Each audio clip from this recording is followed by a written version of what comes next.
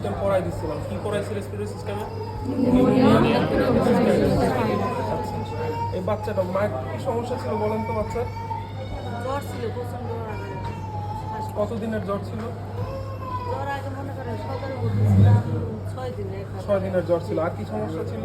আরে ওর নিঃশ্বাস ফেলতে কাশি হতো না বাচ্চার? কাশি হ্যাঁ বুকে ব্যথা ছিল না ডান সাইডে? আচ্ছা, তাহলে ফিভার ফর 6 days, তিনটা সমস্যা ছিল। This child having 3 problems.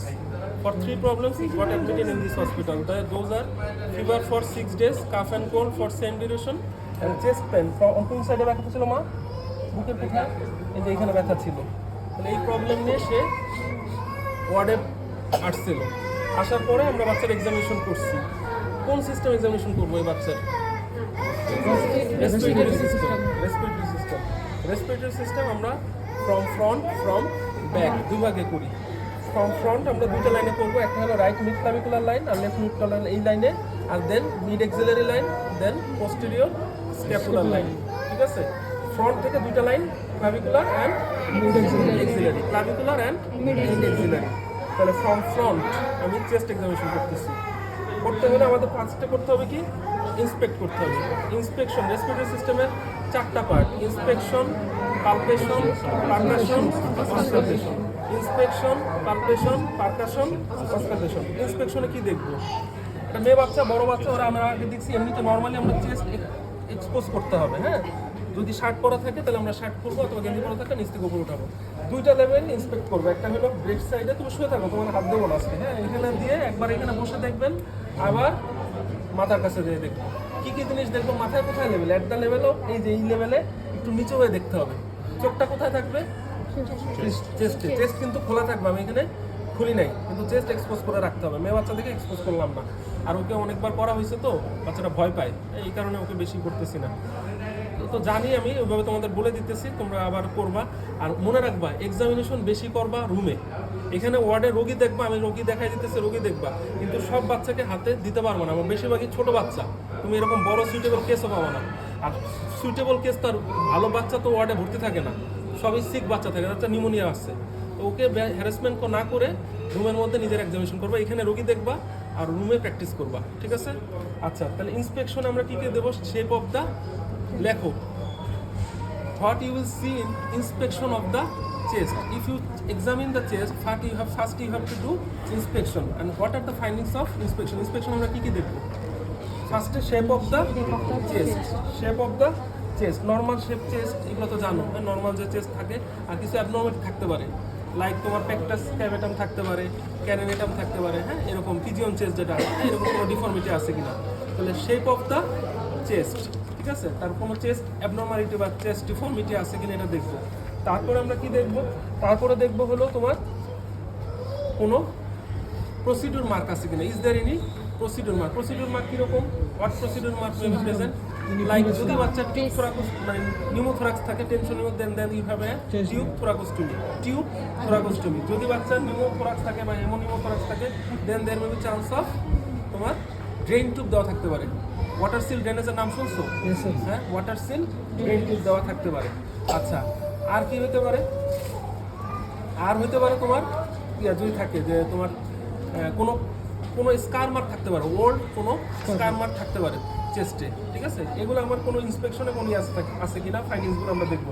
আর যেটা মেইন সেটা হলো চেস্ট মুভমেন্ট।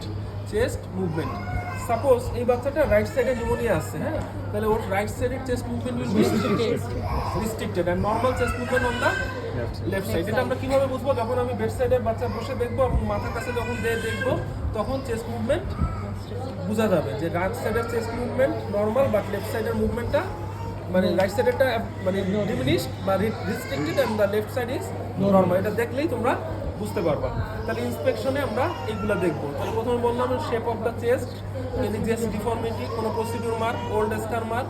তারপরে বললাম হলো, হ্যাঁ ঠিক আছে, তারপরে বললাম হলো চেস্ট মুভমেন্ট বা সিমেট্রি অফ চেস্ট মুভমেন্ট। এটা সিমেট্রিক্যাল অর অ্যাসিমেট্রিক্যাল, এটা দেখলাম। তাহলে ইন্সপেকশন এই নিয়ে ইন্সপেকশন কয়টা লেভেলে করতে বলছি? দুইটা লেভেলে, লেফট সাইডে অ্যান্ড হেড এন্ড হেড। ঠিক আছে, আচ্ছা, এরপরে আসো পালপেশন। নেক্সট ইয়ে হলো আমাদের পালপেশন। পালপেশন আমরা কি দেখবো?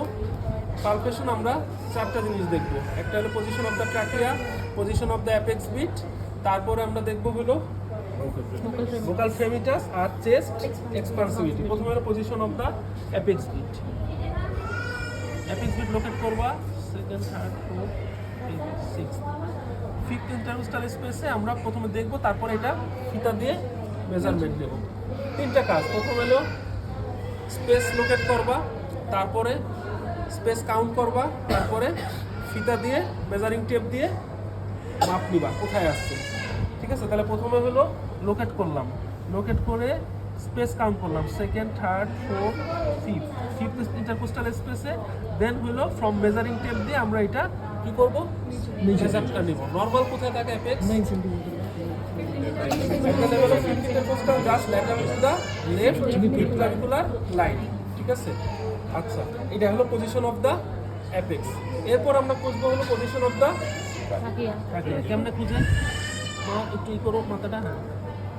এটা হলো ক্লাভিকুলার দুইটা এন্ড আছে, হেডে আমরা বসাবো, তারপরে আঙ্গুল বসাবো, ডগগুলো, হ্যাঁ, তারপরে আঙ্গুল দিয়ে এইভাবে। এটা হলো পজিশন অফ দ্য ট্রাকিয়া। এর ক্লাভিকুলার হেড আছে, স্টার্নোক্লিনোমাস্টয়েড, ওই দুইটা হেডে বসায় আঙ্গুলটা দিয়ে প্রথমে আমি ডগগিলতে বলবো। ডগগিলে কারে লোকেট করলাম? ট্রাকিয়া। ট্রাকিয়া লোকেট করে তারপর আমি দেখলাম দুই সাইডে ট্রাকিয়ার ডিসটেন্স সিমিলার কিনা। হ্যাঁ, এটাই হলো পজিশন অফ দ্য ট্রাকিয়া। তাহলে position of the apex beat, position of the trachea, এই দুটো কোথায় শিফট হয়? মিডিস্টেনাম শিফটিং মানে হলো position of the trachea, position of the apex beat. Like apex, যেমন নিউমোথোরাক্স, প্লুরাল ইফিউশন, এগুলোতে সবগুলোতে ট্রাকিয়ার position will be shifted to the opposite side. আর যদি কোলাপস, কনসোলিডেশন, ক্যাভিটেশন হয়, it will be same side থাকবে, মানে নিউট্রাল পজিশনে থাকবে, মানে ট্রাকিয়ার position will be not alter, কোনো চেঞ্জ হবে না। তাহলে পজিশন অফ দ্য ট্রাকিয়া দেখলাম, position of the apex beat দেখলাম। তারপরে কি দেখবা? ভোকাল ফ্রেমিটাস। ভোকাল ফ্রেমিটাস দেখার নিয়ম হলো এখানে বসে বলো তো মা, এক এক, হ্যাঁ, এক এক, তারপরে এক এক, এক এক, এক এক, এক এক, এক এক, এক এক, এক এক, এক এক, এটা হলো মিড ক্লাভিকুলার লাইন। ঠিক তেমনি আমি এরপরে মিড এক্সিলারি, এক এক, এক এক, এক এক, এক এক, এক এক, এক এক।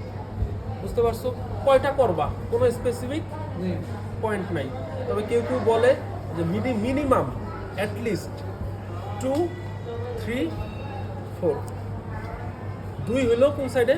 Mid axillary. এখানে লাংস বেশি বোঝা যায় না, কারণ কি এটা লাংস মেইনলি এক্সিলার দিয়ে কাভার হয়ে গেছে, এই জন্য এখানে আমরা পাবো দুইটা।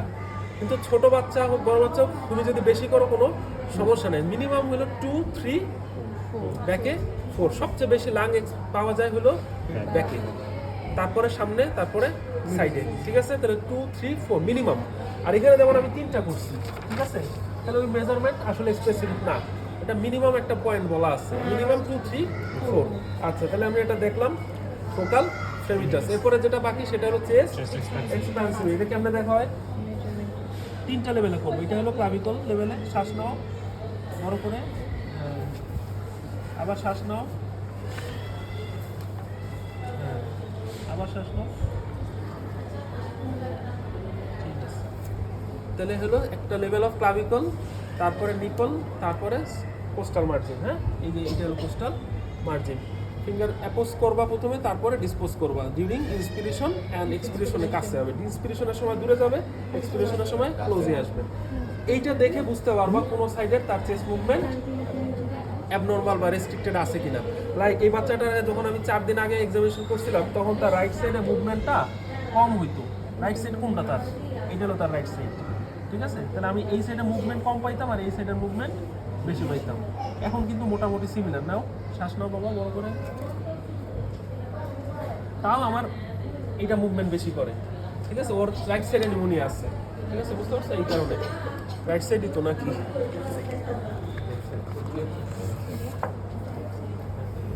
রাইট সাইড, এই যে কোলাপস মার্জিন আছে, দেখা যায় না? ডেন্স হোমোজেনাস অপাসিটি বোঝা যায়?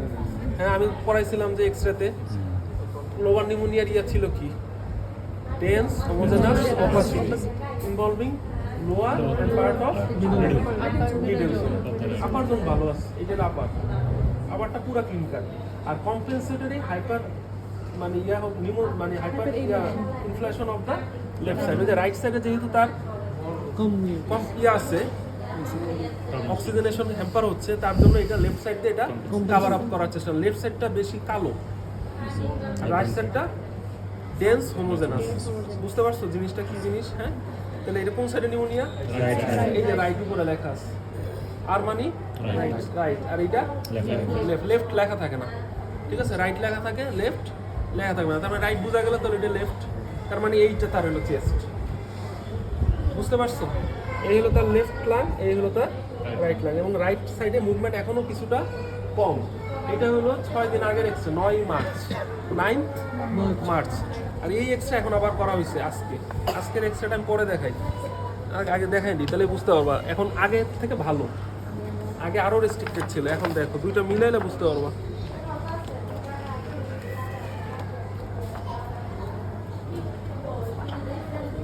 দেখো তো আগেরটার চেয়ে এটা ভালো কিনা। এটা হলো 9 তারিখে আর এটা হলো 14 তারিখে। আগের থেকে লাঙের শ্যাডো বেশি বোঝা যাচ্ছে, আগে কম ছিল। পুরোপুরি এখন ক্লিয়ার হয় নাই, তবে আগের চেয়ে ইমপ্রুভ আসছে। ঠিক আছে, আরো সময় লাগবে, এখনো পুরোপুরি ইয়ে হয় নাই, আরো সময় লাগবে। আচ্ছা, এটা ব্যথা লাগে না? ঠিক আছে, তাহলে আমরা কোথায় ছিলাম? চেস্ট এক্সপান্সিভিটি কয়টা লেভেলে করলাম? 3টা লেভেলে। তাহলে পালপেশন শেষ, এরপরে আসবে পালপেশন। আমরা দেখি পালপেশনটা। প্রথমে এটা হলো কোন জায়গায় করবো? সুপ্রাক্লাভিকুলার স্পেস, এখানে ট্যাপ করবো, তারপরে আবার এখানে ট্যাপ করবো, তারপরে চেস্ট পেইন আছে, এই কারণে আমি স্লোলি যাচ্ছি। ঠিক আছে, কোন লাইনে করবা?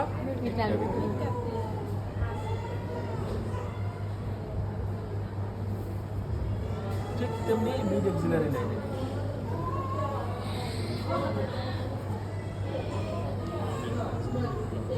Mid axillary line and mid clavicular লাইনে আমি পারকাশন করব। কনসোলিডেশন কেমন হবে? পারকাশন নোট ডাল হবে, ডাল হবে, ডাল হবে। নিউমোথোরাক্সে কেমন হবে? রেজোন্যান্ট হবে, হাইপার রেজোন্যান্ট হবে। প্লুরাল ডিফিউশনে কেমন হবে? Stony dull. ঠিক আছে, আর ইন্সপেকশন আমরা কি পাবো? Restricted movement on the right side, vocal fremitus increase পাবো। ঠিক আছে, position of the trachea and position of the apex normal থাকবে, ও দেখতে পারে। ঠিক আছে, position of the trachea and position of the apex will be normal. ঠিক আছে, ঠিক আছে। আচ্ছা, যদি নিউমোথোরাক্স হতো, প্লুরালিফিকেশন হতো, লেফট সাইডে শিফট করতো। ঠিক আছে, আর যদি collapse consolidation there will be no shifting. ঠিক আছে, তাহলে পালপেশন শেষ, এরপরে আসবে পারকাশন করলাম, পারকাশন বললাম। অসকালটেশন, অসকালটেশন আমরা কি কি দেখি? তার আগে ব্রেথ সাউন্ড, আর তারপরে হলো ভোকাল রেজোন্যান্স, যেটা হ্যাঁ অ্যাডেড সাউন্ড। আচ্ছা, ইন্সপেক্ট করবো, পালপেট করবো আর অসকাল করবো। অসকালটেশনের জন্য আমরা লাংসের যে অ্যাপেক্স, হ্যাঁ এখানে চলে যাবো। কি দিয়ে করবা?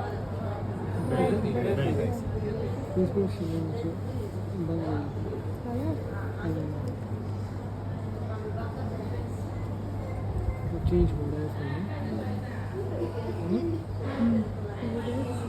ये क्या देख रहे हो? कंसल्टेशन ब्रेथ साउंड देख रहे हो?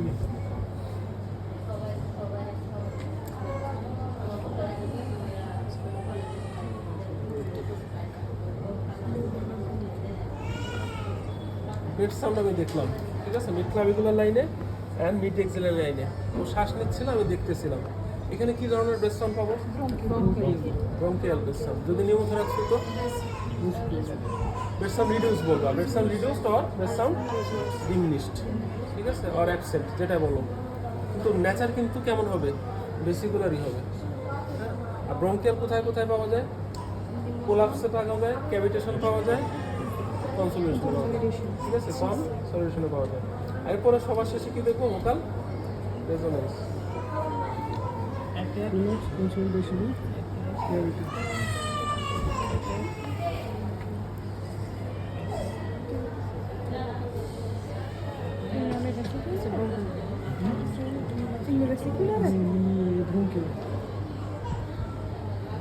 Executive the long expiration part. Vesicular bed remote and respiration patch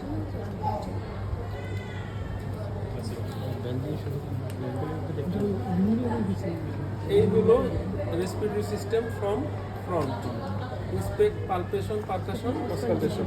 ঠিক আছে, এরপরে একটু বসে আমরা ব্যাকটা দেখবো। মামা একটু বসো তো, সেদিনের মতো ঘুরে বসো। হ্যাঁ, আচ্ছা, এখানে কি করবো? ইন্সপেকশনের মধ্যে এখানে কিছু নাই। পালপেশনের মধ্যে আমরা শুরু করবো। Position of the trachea, position of the apex beat এখানে করার দরকার নাই। এখানে আমরা চেস্ট বা ব্যাক এক্সপান্সিবিলিটি করবো। তো দুটো লেভেল একটু বসে সুন্দর করে, হ্যাঁ এই লেভেলে, তারপরে দুটো লেভেলে করলেই হবে। ঠিক আছে, এই দেখবা। তারপর আমরা যাবো হলো ভোকাল ফ্রেমিটাসে, এক এক এক এক। ঠিক আছে, তারপরে যে কোনো এক সাইড থেকে করবা। ওকে একটু যে কোনো একটু এইভাবে থাকবে। এক এক এক এক এক এক এক এক এক এক এক এক এক এক এক এক। ঠিক আছে, একটু সাইড থেকে করবা। এটা তাকিয়া, এটা হলো মনে রাখবা যে এটা কি ভার্টিব্রা স্পাইন যেটা, হ্যাঁ এটা থেকে একটু বায়ে, মানে এই লেভেলে তোমার এইভাবে প্রসিডিউর নামবে। আমি এইভাবে গেছি, একটু ল্যাটারালি গেছি ফ্রম সেন্ট্রাল টু পেরিফেরি। লাংসটা আছে এইভাবে, ঠিক আছে, এইভাবে আছে। তো আমরা এখান থেকে আস্তে আস্তে একটু পেরিফেরিতে যাবো। আবার একবারে এত দূরে যাও না, হ্যাঁ এখান থেকে জাস্ট প্যারাভার্টিবুলারি নামবা, নেমে একটু ল্যাটারালি যাবা। তাহলে ভোকাল ফ্রেমিটাস দেখলাম। তারপরে পারকাশন আবার সেই কোথায় করবা? ট্রাপিজিয়াসের উপরে। মেডিসিনে 3টা করা হয় বড় থেকে মাসল, এখানে আমরা একটা করবো খালি। ঠিক আছে, তারপরে তুমি যাবা নিচে। এই যে একটু ল্যাটারালি গেছি। তারপরে হলো তোমার পারকাশন হয়ে গেল, অসকালটেশন। প্রথমে কোথায়? অ্যাপেক্সে, ট্রাপিজিয়াস।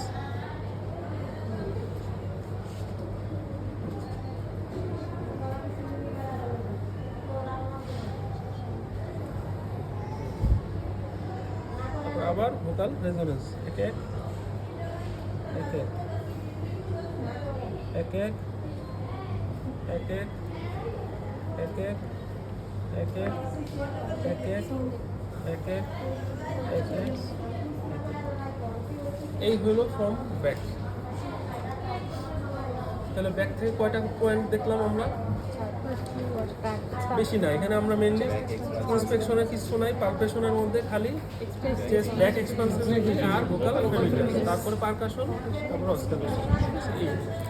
তোমরা ফ্রন্ট থেকেও দিতে পারে, আবার ব্যাক থেকেও দিতে পারে, যেটা দেয় ওইটাই করতে হবে। ঠিক আছে, রুমে যে রেসপিরেটরি সিস্টেম ভালোভাবে আজকে দেখবা। বিকাল 3টার সময় আবার আসবা। ঠিক আছে, তোমাদের আর কয়দিন আছে পরীক্ষা? কবে? রবিবার, মানে নেক্সট মানডে, ওয়েডনেসডে। তার মানে সময় আছে হলো, আজকে হলো শুক্র, শনি, রবি, সোমবার, মঙ্গলবার তো ছুটি। ঠিক আছে, সিস্টেম কি কি বলছে? কিছু কির উপর পরীক্ষা হবে? যতটুকু পড়ানো হয়েছে নাকি? হ্যাঁ, রিটেনই তো বোর্ডে যতটুকু করোনা হয়েছে, রেসপিরেটরি আছে, সিএস রেসপিরেটরি রেনাল কি পড়াইছে? ইঞ্জিন আর 2টা। আচ্ছা,